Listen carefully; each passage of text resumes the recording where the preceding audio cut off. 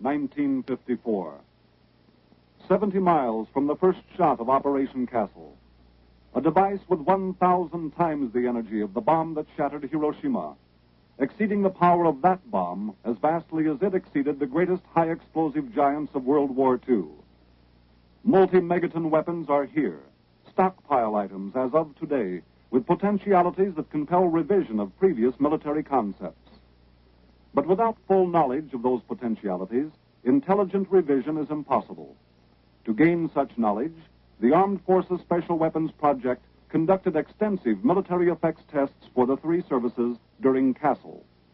The data obtained will serve as factual tools to shape our strategic and tactical planning to warfare's new dimensions, a transition which will take us from the familiar ground of low-yield capabilities into an era of new problems as well as new power. Castle was a two-atoll operation because the program was too big and the devices too powerful for convenient staging at a single atoll as in the past. 5 of the 6 Castle shots were fired at Bikini Atoll, 2 near Namu Island, 2 on barges in the north side of the lagoon, and 1 shot down on Inanman Island.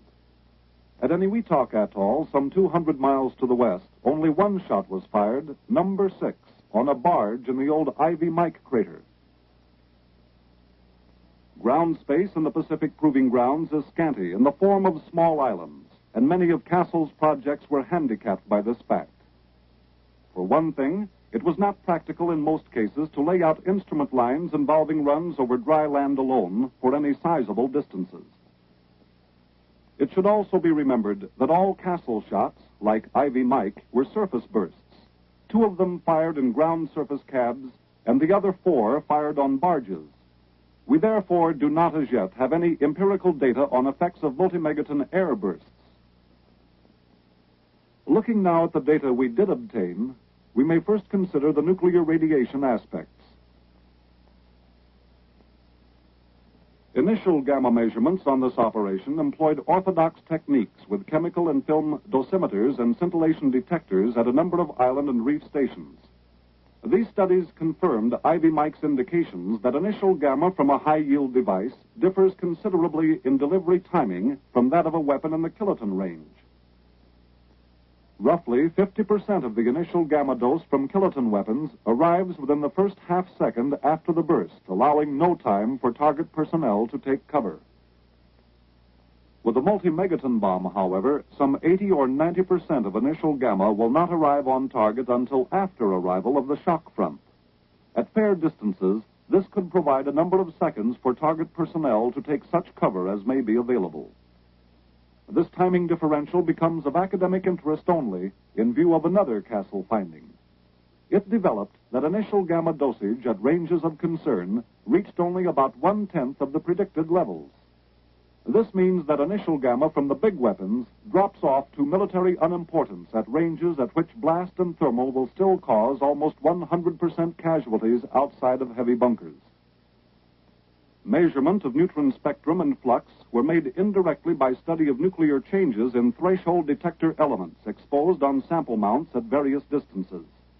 It developed that the neutron flux, while heavy, attenuated so rapidly with distance that in comparison to other effects, it too may be considered to have little military value.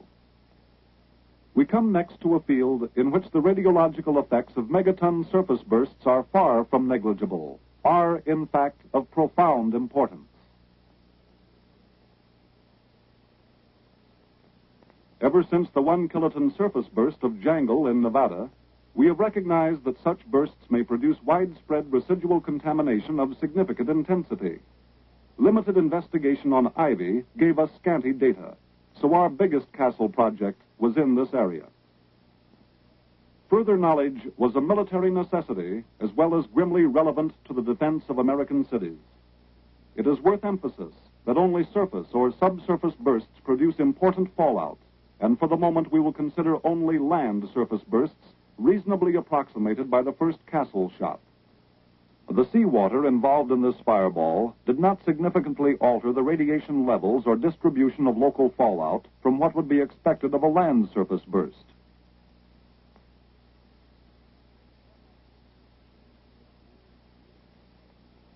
Fallout history begins with the scores of millions of tons of earth vaporized by such a detonation. This material, which rises with the fireball, has neither original nor induced radioactivity of any consequence. But during condensation, it traps radioactive bomb products significant for intense gamma emission. In the first few minutes, the visible cloud will reach from 60 to 100,000 feet or more for multi-megaton bursts with a stem over 5 miles in diameter. Fallout of the radioactive particles inside and below the visible structure now begins through the operation of gravity, rainout, convection, and other mechanisms. The active airborne particles move on downwind, causing significant fallout for a period of 10 hours or more. The settling dust reaches ground in a pattern which, while naturally quite variable, is reasonably represented as a long leaf shape. Starting back at the time of burst again, it is important to note that while the visible cloud will move with cloud height winds, the fallout particles will settle through lower winds of possibly conflicting directions at various heights. Orientation of the ground fallout pattern is determined by a resultant wind vector which is an average of all winds from ground to cloud height. Therefore, the fallout pattern may take an entirely different path from that of the visible cloud. Changes in the average wind vector as the falling dust moves across country can cause major distortion of the fallout pattern. The most important collectors of Castle fallout data were of two main types: total collectors, such as the gum paper trays and funnels of several sizes; intermittent collectors, such as belt samplers; and the rotating drums, both of which exposed collection trays at timed intervals. Such instrumentation in varying combinations was placed on a number of islands at Bikini and more distant atolls. Since this constituted scanty coverage, 26 instrumented stations were located on anchored rafts a few miles apart throughout the Bikini Lagoon. Losses of this type of equipment were heavy on the unexpectedly powerful first shot, which only 12 of the 26 stations survived. All those within a 10-mile radius were overturned. For the final shot, number 6 in the old Mike crater, a similar grid of 32 of these raft stations was employed to document the Eniwetok Lagoon. To extend the coverage outside the lagoons, original planning called for the use of floating Dan buoys in concentric rings at 30 to 100 miles from ground zero. They were instrumented with funnel and sticky paper collectors, plus small radio transmitters to assist in locating them after each shot. Success of the Dan buoy project was limited by difficulty of recovery due to high seas and change of shot schedules. On the last two shots, open ocean fallout was documented by a new technique of water survey and sampling methods. 1-gallon water samples were taken at a number of stations in contaminated areas at various depths from the surface to several hundred meters down. Further data were obtained from surface and underwater gamma meters, either lowered straight down for determination of radiation versus depth, or towed behind ships for contour surveys. Vertical profile data from the meters and from analysis of the water samples indicated that the radioactive debris mixes rapidly and uniformly throughout the surface layer down to the thermocline at around 120 meters. This vertical mixing information made it possible to estimate total fallout intensity at a given ocean site by measuring the activity of a single sample of surface water from that spot. All computations were correlated with the data from buoy and raft stations, ships, and island weather stations. In fact, emphasis on this open ocean survey resulted directly from the unforeseen fallout from Shot 1 on some populated distant islands, a weather station on one of them. These islands, functioning as accidental total fallout collectors, gave us our first real clues to the vast area affected by contamination from a high-yield surface burst. Within a few hours after that shot, a powdery snow-like fallout began on Ilinganai and Rongelap atolls, then on Rongerik, and finally on Uterik. By H plus 78 hours, 229 Marshall Islanders and 28 American service personnel were evacuated to Kwajalein for survey and treatment. It was tentatively estimated that the total gamma dose may have approached 70 Roentgens for the people on Ilinganai, 175 Roentgens for some on southern Rongelap, 80 on Rongerik, and only 14 on Uterik. The dosages in these outer fringe areas did not appear to reach levels of immediate combat significance, nor did any severely incapacitating effects show up during treatment or observation on Kwajalein in excess of 40 days. A majority of those receiving the heaviest radiation reported some transient nausea on the first or second day, and there was a small incidence of gastrointestinal disturbances of short duration. Some loss of hair was a frequent symptom. Most of the Marshallese in this category developed multiple skin lesions, usually not severe, predominantly on the scalp, back of the neck, and feet. Only a few developed mild secondary infections during healing. The lesions appeared to be directly related to the amount of fallout deposited on the skin rather than to the generalized whole-body radiation. It appeared that even one layer of clothing afforded substantial skin protection, suggesting that the beta energies of the fallout material were relatively low. Significant blood changes were found in patients from the heavier fallout areas, including pronounced lowering of both platelet and leukocyte counts, which would reduce the body's ability to combat hemorrhage or infection. Returns to normal were not complete after 6 weeks. Subsequent surveys of the fallout islands, together with autopsies of domestic animals, have indicated that intake of contaminants through the lungs in cases of this sort will be negligible compared to the external radiation dose, and will probably be negligible in comparison with the intake with food and water unless these supplies are protected. Possibly some new Air Force equipment. We can now take another look at the fallout material that came down on Rongelap. The small portion of the cloud material destined for southern Rongelap, where the natives lived, was emitting gamma at the rate of about 130 Roentgens per hour at H+1, or 1 hour after the shock. Decaying with time as it traveled another 4 hours downwind, the material was emitting perhaps 20 Roentgens per hour and still decaying when it grounded at Rongelap, 100 miles from zero. By evacuation time at H+50 hours, the maximum accumulated dose at that point was around 175 Roentgens, a mild sickness dose for less than 50% of exposed personnel. The activity increased rapidly toward the uninhabited north, however, and in 10 miles reached a mean lethal level for exposed humans on the order of 450 Roentgens. On the atoll's upper islands, this H+5 to H+50 hour dosage ran from possibly 1,500 to 3,000 Roentgens, well above the lethal human dose. We can plot a line of peak observed readings, but considering the average wind vector, the center line of the fallout was apparently still farther north. Mapping from a few established values, we can at least approximate the minimum fallout pattern. The contours are selected to represent accumulated dosage from arrival time to H+50 hours. The 450 Roentgen mean lethal dose appears to have enclosed an area exceeding 7,000 statute square miles, an area some 250 miles long, an area which on land could blanket large segments of population. And note that inside this 450 Roentgen border, the dose accumulated by H+50 hours climbs quickly to 100% lethal for exposed humans.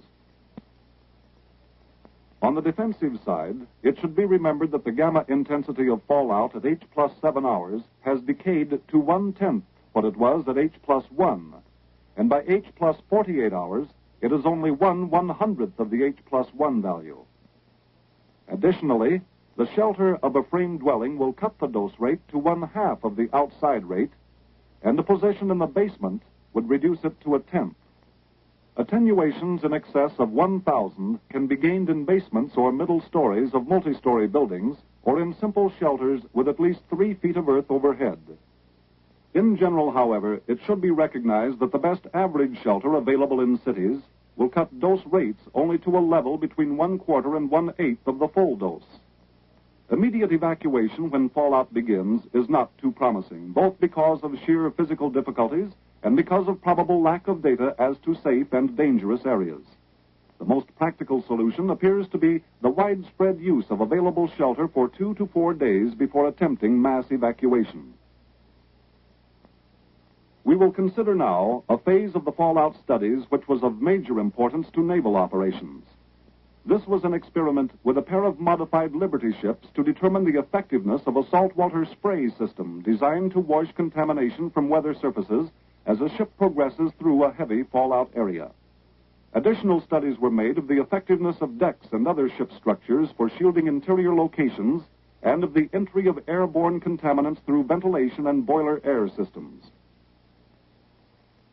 The Liberty ships designated as vehicles for these and related studies were YAG-39, fully equipped with a washdown system, and YAG-40 with no washdown. Each ship's modifications included a representative flight deck, 2 gun installations, and an F-4U aircraft carried aft. Both ships were heavily instrumented to measure gamma dose rate and total dosage. On each of the 4 shots participated in, an average of 400 detector channels was in operation, transmitting data below decks to the recording rooms. Airborne and weather deck beta distribution studies were also accomplished. The ships were equipped with drone control systems for remote operation of engines, steering, and the washdown apparatus of YAG-39. During the first 2 shots, both ships were unmanned in their maneuvers into the fallout region and were controlled from a P-2V-5 aircraft with a secondary control center aboard the carrier Biroko.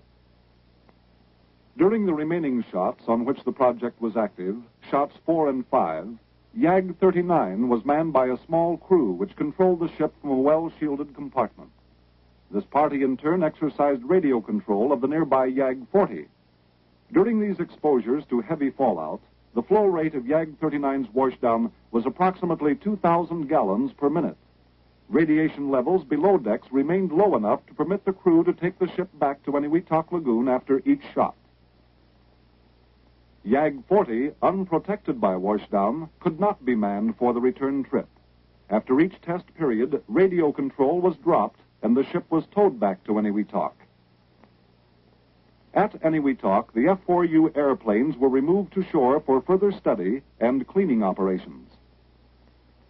Comparisons of radiation data on the 2 YAGs led to an estimate that washdown effectiveness on ships and their exposed aircraft will average about 95% based on the dose rate.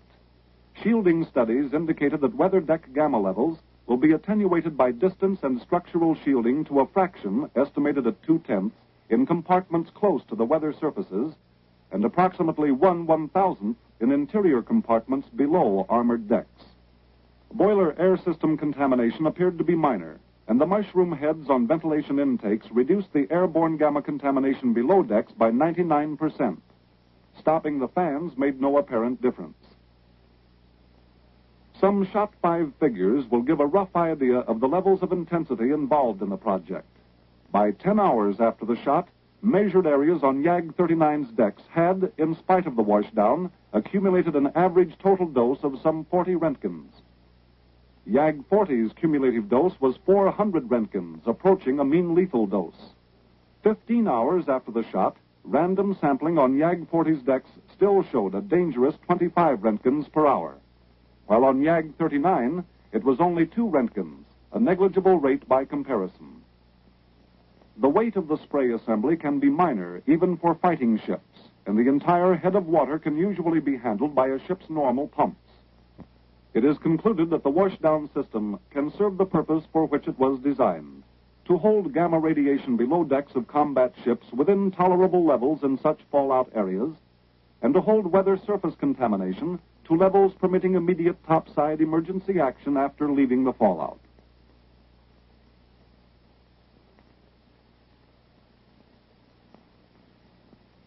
No thermal military effects tests were scheduled on Castle, but measurements were made of the thermal spectrum, power versus time, and total energy. Power versus time graphs show that the main thermal pulse of a low-yield weapon arrives and is essentially completed inside of a couple of seconds. From a high-yield weapon, it takes some 3 seconds to reach the peak of the main pulse, which has a comparatively long duration. Therefore, quick dodging, even into light cover, would allow target personnel to escape most of the thermal effects. This slower delivery time also requires a scaling up of low-yield thermal damage criteria. Equivalent damage from a 1 megaton bomb requires twice as many calories per square centimeter. The needed increase approaches 350% for 15 megatons and probably still more for higher yields. But even with these handicaps, the thermal destructive range of megaton weapons is huge. Against exposed troops wearing 4-layer winter uniform, an optimum burst height with a 100 kiloton bomb can produce 50% casualties out to nearly 2 miles, involving an area of 10 square miles. With the same 25-mile visibility, a 15 megaton burst will, even after tripling the calorie requirement, produce these 50% casualties out to the edges of a 75 square mile area. Lighter clothes will greatly extend the area, and it should be remembered that far higher casualty rates will be produced nearer zero. Extending the comparisons, we see that the 100 kiloton weapon will probably cause heavy primary or secondary fire damage in average cities over about the same 10 square miles that fitted the 50% casualty probability. A great many small trash and litter fires would be initiated over some 25 square miles. Using the 15 megaton burst, we get very heavy fire damage over 75 square miles, and the sporadic small fire area may become in excess of 200 square miles. No estimate can be made as to how many of these fires would survive the blast winds, but based on Hiroshima and Nagasaki, plus test experience, destruction could be extensive. Tied directly to thermal effects of such magnitude is the high-priority problem of determining minimum safety parameters for aircraft delivering high-yield bombs. One channel of attack on this problem was the earlier work on means of delaying bomb burst until the aircraft reaches a safe distance. Drogue parachutes were designed for this purpose, to open after bomb release and slow the fall of the weapon. Still, it remained for Castle to derive more solid data as to what was a safe distance. The aircraft employed in the tests were a B-36 and one of our high-performance mediums, a B-47, from which extrapolations to the B-52 may be possible. On the B-47, primary interest was in the effects of radiant heat on the aluminum skin of the ailerons, 20,000th of an inch thick. A temperature rise in this skin of 370 degrees Fahrenheit over ambient was felt to be critical to the airplane's safety.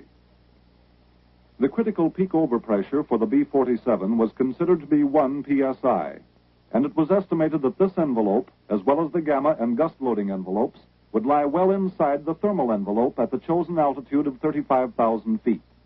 Instrumentation was extensive, primarily to measure thermal effects.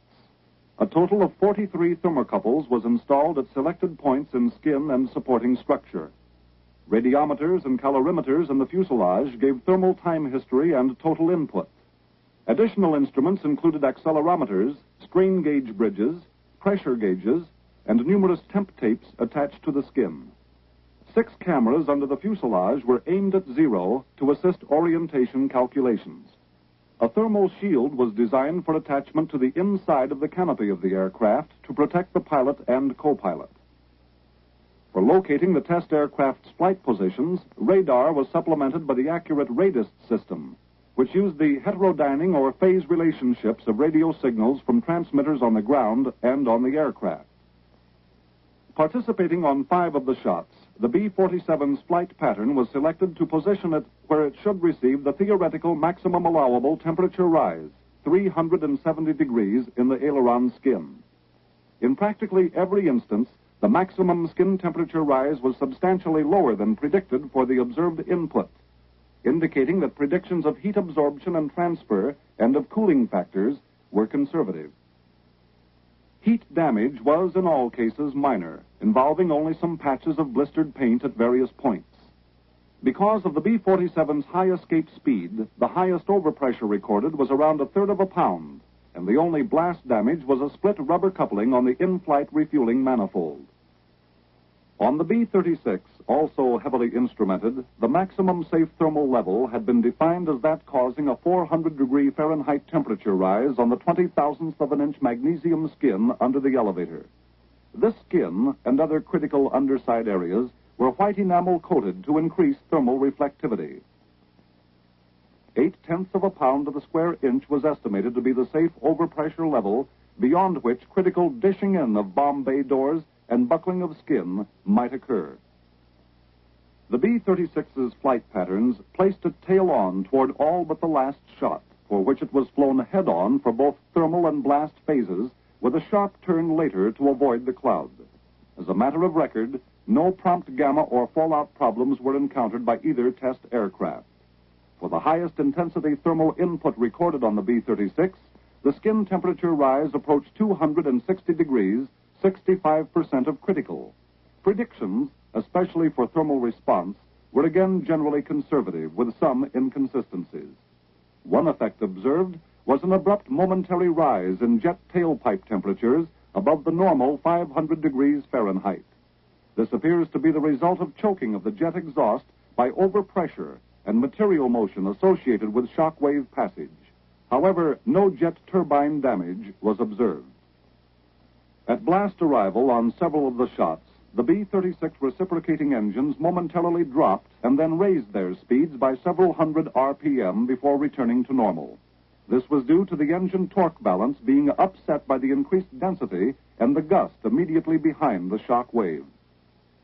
Visible thermal damage included some slight skin buckling on the elevators where white enamel had peeled or blistered, plus scorched enamel on some other areas.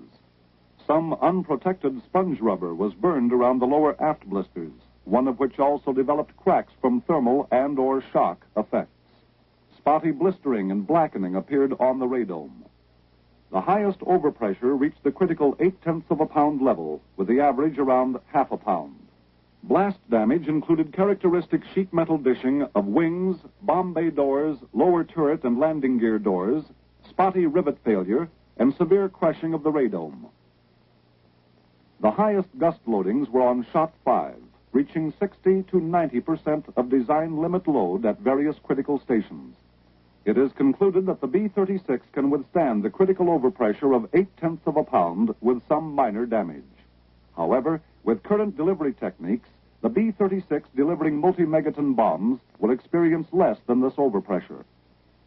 Another phase of the aircraft delivery problem was explored by planes fitted with gyro-stabilized cameras, which recorded time, azimuth, and tilt on a corner of their film. These aircraft, carefully positioned, took pictures of cloud rise and spread, primarily to determine their dangers to delivering bombers. Adding up the preliminary data from these successful projects, we find that both the B-36 and the B-47 can deliver weapons of the size tested on Castle with assurance of surviving the effects. Strategic Air Command bombers staging from Guam were also in the skies on the Castle shots because of continued interest in indirect bomb damage assessment, which was just one of many projects like long-range detection that we haven't time to look at in detail.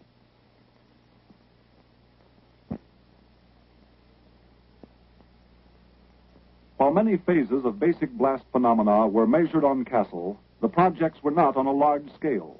In particular, structures testing was minimized for reasons of economy and lack of suitable sites. Bikini blast line instrumentation was in general of familiar types: air density and temperature gauges, ground baffle Wianco pressure gauges and accelerometers, dynamic pressure or Q gauges, and some gauges newly designed because of uncertainty as to the degree that existing Q gauges reflected dust loading of the air. It had been expected that wave forms from the Castle shots, largely propagated in cool air over water, would be clean and of ideal shape, but some records suggested dust and or water loading, indicating that the lagoon water was not a perfectly reflecting surface as had been assumed.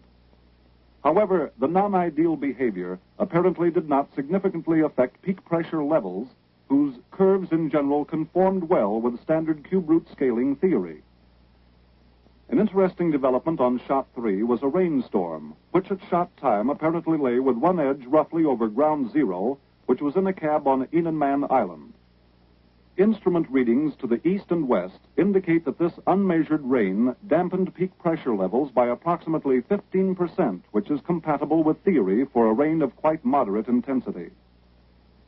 The real military importance of high-yield blast effects lies not in their quality or type, but in their enormous range compared to kiloton weapons.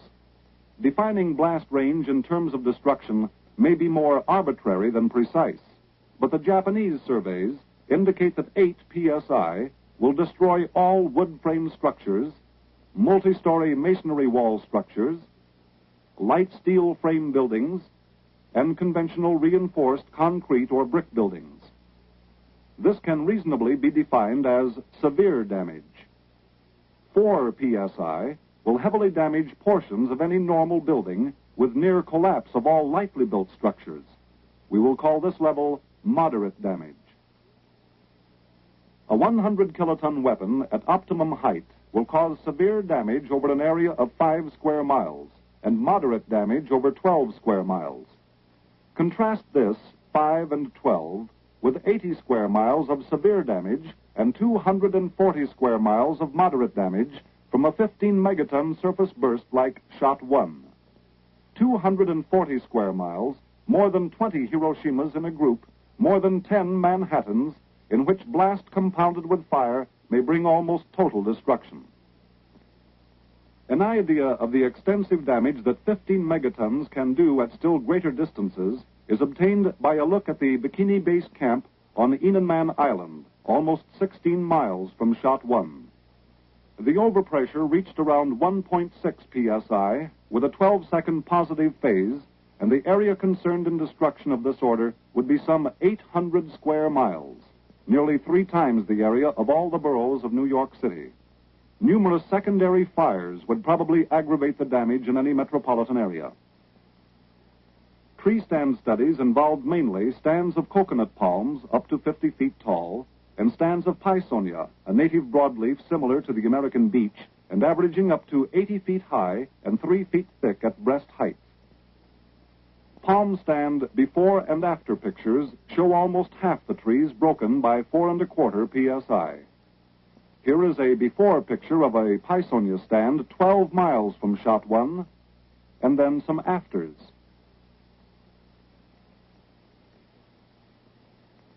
Overpressure 2.4 psi. Principal damage, crown and branch breakage, contrasted to the stem breakage characteristic of conifers tested on upshot knothole. Ground level measurements taken at intervals through a 2,000-foot stretch of trees indicated that even comparatively large tree stands will not reduce peak static pressures in the 4 psi region.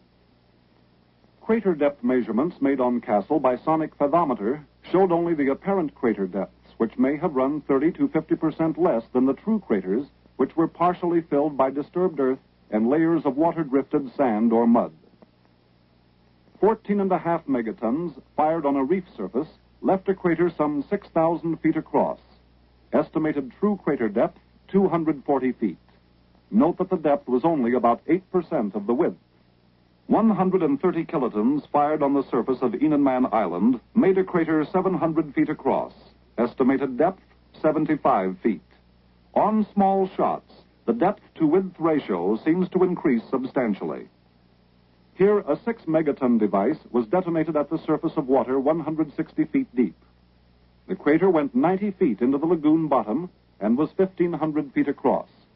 In general, the craters were broader and shallower than anticipated. While no rigorous scaling laws can yet be derived for application to land surface bursts in general, our crater prediction techniques were substantially improved by Castle data. A considerable grid of instrumentation was established in the Bikini Lagoon from 6,000 to 20,000 feet from zero to measure underwater pressure transmission. The pressure time gauges were suspended at various depths from moored buoys, some being self-recording and some sending data to large floating cylinders referred to as tuna cans. A number of the tuna cans telemetered data to an orbiting aircraft. The transducers or gauges were of several varieties: mechanical, electromechanical, and piezoelectric.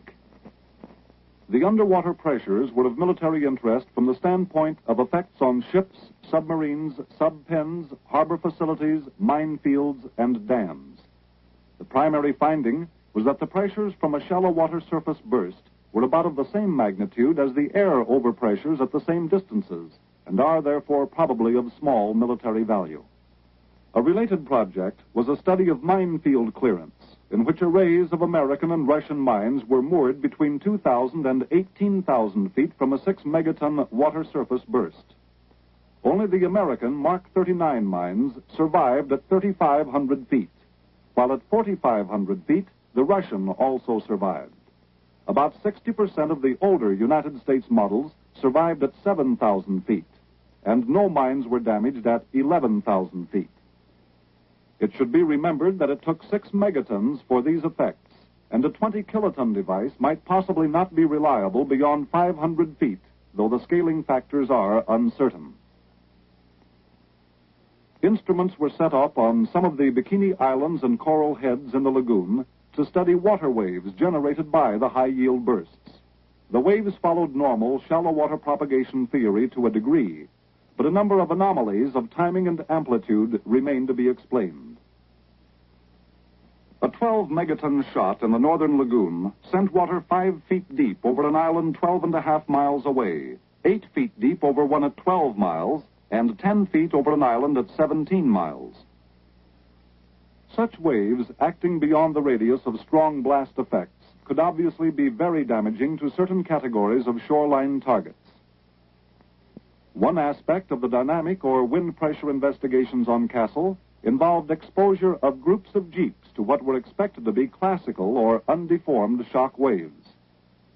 Deformation of the shock wave from upshot knotholes low height shot 10 caused substantial lowering of its static overpressures, but not of its dynamic pressures.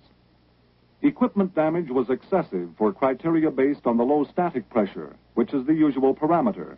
So the question arose as to whether the dynamic pressure was an adequate criterion. The influence of the heavy dust loading of the air and of the blast's long positive phase duration were also in question. Jeep damage from Castle's relatively clean shocks correlated well with upshot knothole damage at the same dynamic pressures. So it is concluded that dynamic pressure is a valid criterion for damage to targets of this class. In summary, it could be said that Castle gave us more substantial knowledge of the possibilities of thermonuclear warfare. Ivy Mike showed us the outlines of that huge power, and Castle filled in the outlines, pinpointing great quantities of vital data. The finding that must be considered most significant is that of the thousands upon thousands of square miles that are made potentially lethal by wind-carried fallout from a multi-megaton surface burst.